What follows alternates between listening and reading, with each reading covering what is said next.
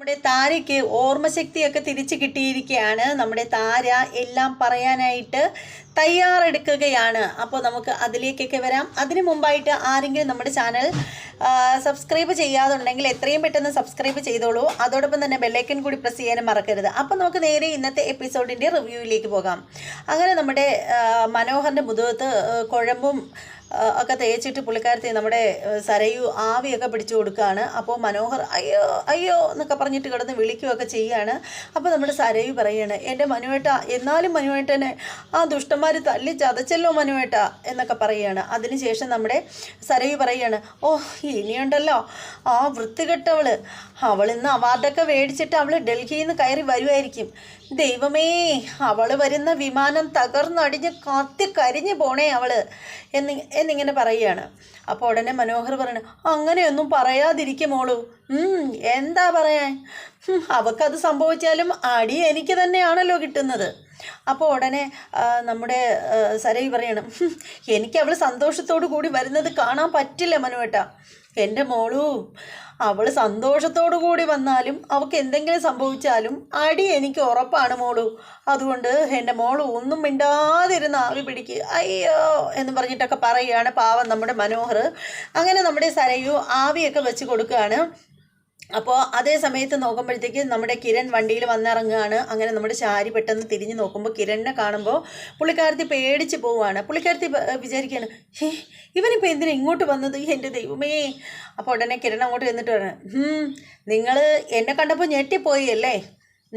എന്നാലേ നിങ്ങൾ തന്നെയാണ് എല്ലാം ചെയ്തതെന്നുള്ള കാര്യം നിങ്ങൾക്കും എനിക്കും നിങ്ങളുടെ മരുമകനും പിന്നെ CCTV ഫുട്ടേജിനും അറിയാം. പിന്നെ ഈ കാര്യങ്ങളൊക്കെ പുറത്ത് പറയാതിരിക്കണമെങ്കിൽ, പോലീസ് ഇവിടെ കയറി ഇറങ്ങാതിരിക്കണം എന്നുണ്ടെങ്കിൽ ഇനി മുതൽ താരാൻ്റെ പറയുന്ന എല്ലാ കാര്യങ്ങളും നിങ്ങൾ സാധിച്ചു കൊടുക്കണം. അതിന് താര അതാണ് കാര്യം. അത് ചോദിക്കേ. താരാൻ്റിക്കേ ബോധം തിരിച്ചു കിട്ടി. താരാൻ്റി പറഞ്ഞു ഇവിടെ എന്തൊക്കെയാണ് നടന്നതെന്നുള്ള കാര്യം വള്ളി പുള്ളി തെറ്റാതെ താരാൻ്റി പറഞ്ഞിട്ടുണ്ട്. പിന്നെ താരാൻ്റി പറഞ്ഞ കൂട്ടത്തിൽ ഒരു കാര്യം പറഞ്ഞു, നിങ്ങൾ അബദ്ധത്തിൽ പിടിച്ച് തള്ളിയാണ് താരാൻ്റിയുടെ തലയിടിച്ചതെന്ന് പറഞ്ഞു. അതുകൊണ്ടാണ് ഈ ഒരു കാര്യത്തിൽ നിങ്ങളെ ഒന്നും ചെയ്യാതെ വെറുതെ മാറ്റി നിർത്തിയിരിക്കുന്നത്. അല്ലെങ്കിലുണ്ടല്ലോ. അപ്പോൾ ഉടനെ ശാരി പേടിച്ചു പോയി. അപ്പോൾ ഉടനെ തന്നെ കിരൺ പറയാണ്, ഇനി നിങ്ങളുടെ കയ്യിലാണ് കാര്യങ്ങളുടെ കിടപ്പുവശം. നിങ്ങൾ താരാൻ്റി ഇവിടെ എപ്പോൾ സരയുവിനെ കാണാൻ വന്നാലും അതിനുള്ള അവസരം നിങ്ങൾ അവർക്ക് ഒരുക്കി കൊടുക്കണം. അതുമാത്രമല്ല, അവർ എന്ത് കൊണ്ടു തന്നു കഴിഞ്ഞാലും അത് നിങ്ങൾ സൂത്രത്തിൽ സരയുവിന് കൊടുക്കണം. എൻ്റെ മോനെ, അതൊക്കെ നേരത്തെ നടന്നുകൊണ്ടിരുന്നത് അങ്ങനെ തന്നെയല്ലേ? പിന്നെ അതേക്കുറിച്ചൊന്നും നിങ്ങൾ പറയണ്ട. എങ്കിൽ പിന്നെ എന്തിനാ നിങ്ങൾ താരാൻ്റെ സാരി കൊണ്ടുവന്നപ്പോൾ അവരുടെ തല പിടിച്ചിടിച്ചത്? അയ്യോ, അത് അങ്ങനെ വരുമെന്ന് വിചാരിച്ച് ചെയ്തതല്ല മോനെ, പെട്ടെന്നുണ്ടായ. കൂടുതലൊന്നും പറയണ്ട ഇനി ഇങ്ങോട്ട്. ഒരു കാര്യം പറഞ്ഞേക്കാം, മര്യാദയ്ക്ക് ഇനി താരാൻ്റെ ഇവിടെ വന്നു കഴിഞ്ഞാൽ അവർക്ക് വേണ്ടുന്ന കാര്യങ്ങളെല്ലാം നിങ്ങൾ ചെയ്തു കൊടുത്തിരിക്കണം. അതിനുള്ള ബാധ്യത നിങ്ങൾക്കുണ്ട്. ചെയ്യാം മോനെ, ഞാൻ എല്ലാം ചെയ്യാം. അപ്പോഴത്തേക്ക് നോക്കുമ്പോൾ സരയു അങ്ങോട്ടേക്ക് ഇറങ്ങി വരികയാണ്. സരയു ചോദിക്കണേ, എടാ നിനക്കെന്താ ഈ വീട്ടിൽ കാര്യം? എന്തിനാടാ നീ ഇങ്ങോട്ട് വന്നത്? അമ്മേ, ഇവൻ വീട്ടിൽ വന്നപ്പോൾ ഇവൻ്റെ നെഞ്ചം കൂടി ഇടിച്ച് കലക്കി വിടായിരുന്നില്ലേ? ഇവിടെ മുറ്റമടിക്കുന്ന ചൂലില്ലായിരുന്നോ? അതെടുത്ത് രണ്ടെണ്ണം കൊടുക്കാഞ്ഞതെന്താ ഇവന് എന്നൊക്കെ ചോദിക്കുകയാണ്. അപ്പോൾ നമ്മുടെ ശാരി ഇങ്ങനെ ഒന്നും മിണ്ടാണ്ടിരിക്കുകയാണ്. അപ്പോൾ ആ സമയത്തിന് കിരൺ പറയണേ, എടി അതിന് ഇവർക്ക് പറ്റില്ല. അതിനുള്ള ധൈര്യമൊന്നും നിൻ്റെ അമ്മയ്ക്ക് ഇപ്പം ഇല്ല. എടാ നീ കൂടുതലൊന്നും പറയരുത്.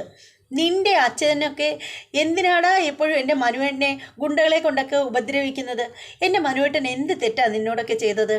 ഗുണ്ടകളെ കൊണ്ട് നിൻ്റെ മനുവേട്ടനെ? ഓ, ഗുണ്ടകൾ. എടി ഇനി എത്ര ഗുണ്ടകളെ നിൻ്റെ കെട്ടിയവന് കിട്ടാനിരിക്കുന്നു? എടാ നിനക്ക് എൻ്റെ ശരിക്കുള്ള സ്വഭാവം അറിയില്ല. ഓ പിന്നെ ഞാൻ അറിയാത്തതല്ലേടി നിന്നെ. എടാ വീട്ടിൽ നിന്ന് സംസാരിക്കാതെ ഇറങ്ങിപ്പോടാ. അമ്മ എന്തിനാ ഇവൻ പറയുന്നത് കേട്ടിട്ട് മിണ്ടാതെ ഇങ്ങനെ തലയും കുമ്പിട്ട് നിൽക്കുന്നത്? ഇവനെ ആട്ടി ഇറക്കാത്തത് എന്ത്? അപ്പോൾ ഉടനെ നമ്മുടെ ശാരി പറയണ, അവൻ എന്തെങ്കിലും പറഞ്ഞിട്ട് പൊയ്ക്കോട്ടെ മോളെ. അങ്ങനെ നമ്മുടെ കിരൺ പറയണ, എടി ഞാൻ ഇവിടെ നിന്നിപ്പോൾ അധികം സംസാരിക്കുന്നില്ല. കാര്യം ഒന്നുമില്ലെങ്കിലും നിൻ്റെ വയറ്റിലൊരു കുഞ്ഞുള്ളതല്ലേ, അതുകൊണ്ടേ നിനക്ക് വേറെ കുഴപ്പമൊന്നും ഉണ്ടാവാതിരിക്കട്ടെ. അതുകൊണ്ട് ഞാൻ തൽക്കാലം പോവുകയാണ്, ബാക്കി കാര്യങ്ങളെല്ലാം ഞാൻ നിൻ്റെ അമ്മയോട് പറഞ്ഞിട്ടുണ്ട് എന്ന് പറഞ്ഞിട്ട് നമ്മുടെ കിരൺ അങ്ങ് പോവുകയാണ്. അങ്ങ് പോയി കഴിയുമ്പോൾ സരയു ചോദിക്കണം, എന്താ അമ്മ ഇതൊക്കെ? ഇവൻ ഇവിടെ വന്ന് ഇത്രയേറെ സംസാരിച്ചിട്ട് അമ്മ എന്താ ഒരക്ഷരം പോലും മിണ്ടാണ്ട് നിന്നത്? അമ്മ പണ്ട് ഇങ്ങനെയൊന്നും ആയിരുന്നില്ലല്ലോ. അമ്മ എന്തിനെയോ പേടിക്കുന്നുണ്ട്. എന്താ അമ്മയ്ക്കൊക്കെ പറ്റിയത്? അപ്പോൾ ശാരി പറയണേ, എൻ്റെ മോളെ എനിക്കൊന്നും പറ്റിയിട്ടില്ല, നീ വാ, നീ ഇങ്ങോട്ട് വാ. ആ അമ്മേ, മനുവേട്ടന് കുഴമ്പിട്ട് ഞാൻ ചൂട് പിടിച്ച് കൊടുത്തോണ്ടിരിക്കുകയായിരുന്നു. ആ വെള്ളമൊക്കെ അങ്ങ് തണുത്തുപോയി. അമ്മ പോയി കുറച്ച് വെള്ളം തിളപ്പിച്ചെടുത്തിട്ട് വാ. ആ ശരി മോളെ. അങ്ങനെ പോവുകയാണ്. അതേ സമയത്തുണ്ടല്ലോ നമ്മുടെ കല്യാണിക്ക് സ്വീകരണം കൊടുക്കാനായിട്ട് റെഡി ആയിട്ട് നിൽക്കുകയാണ് നമ്മുടെ കാർത്തികയും അമ്മയും അവരുടെ ഫ്രണ്ട്സും എല്ലാവരും കൂടി. അതിന് വേണ്ടിയിട്ടൊരു വലിയ ഹാള് തന്നെ ഒരുക്കി അടിപൊളിയായിട്ടിട്ടിരിക്കുകയാണ്. നല്ലൊരു ഓഡിറ്റോറിയത്തിലാണ് അടിപൊളിയായിട്ട് ഇരിക്കുകയാണ്. കല്യാണിയുടെ 2 ഫോട്ടോയൊക്കെ വലിയ ഫ്ലെക്സൊക്കെ അടിച്ച് വെച്ചിരിക്കുകയാണ് അപ്പുറം ഇപ്പുറം ഒക്കെ ആയിട്ട്, ഹാളിൻ്റെ കയറി വരുന്ന ഭാഗത്തൊക്കെ ആയിട്ട്. അപ്പോൾ നമ്മുടെ കല്യാണിയും കൊണ്ട് നമ്മുടെ കിരണാണെങ്കിൽ കാറിൽ വരികയാണ്. കാറിൽ അവർ മിണ്ടിയും പറഞ്ഞൊക്കെ ഭയങ്കര കാര്യമായിട്ടൊക്കെ വരികയാണ്. അപ്പോൾ നമ്മുടെ കല്യാണി കുഞ്ഞിനെ പറ്റിയൊക്കെ തിരക്കുകയാണ്. കുഞ്ഞിനെ എന്താണ് കിരണേട്ട കൊണ്ടുവരാഞ്ഞെന്നൊക്കെ ചോദിക്കുമ്പോൾ കിരൺ പറയുന്നുണ്ട്, എൻ്റെ കല്യാണി, കുഞ്ഞിനെ കൊണ്ടുവരാഞ്ഞതേ നമ്മൾ നേരെ അങ്ങ് പോകുമല്ലോ, നേരെ ഇവിടെ നിന്ന് സ്വീകരണമൊക്കെ കഴിഞ്ഞിട്ടല്ലേ വീട്ടിലേക്ക് പോകൂ. അതുവരെ മോനിരുന്ന് ആകെ അസ്വസ്ഥനാവും, കുഞ്ഞ് കരയും, അതുകൊണ്ടാണ് കൊണ്ടുവരാഞ്ഞത്. അതൊരു കണക്കിന് നന്നായി കിരണേട്ട. ഞാൻ കുറച്ച് ദിവസം മാത്രമേ അവിടെ നിന്നോളെങ്കിലും എനിക്ക് നല്ല ടെൻഷൻ ഉണ്ടായിരുന്നു മോനെയും കിരണേട്ടനെയൊക്കെ കാണാതിരുന്നിട്ട്.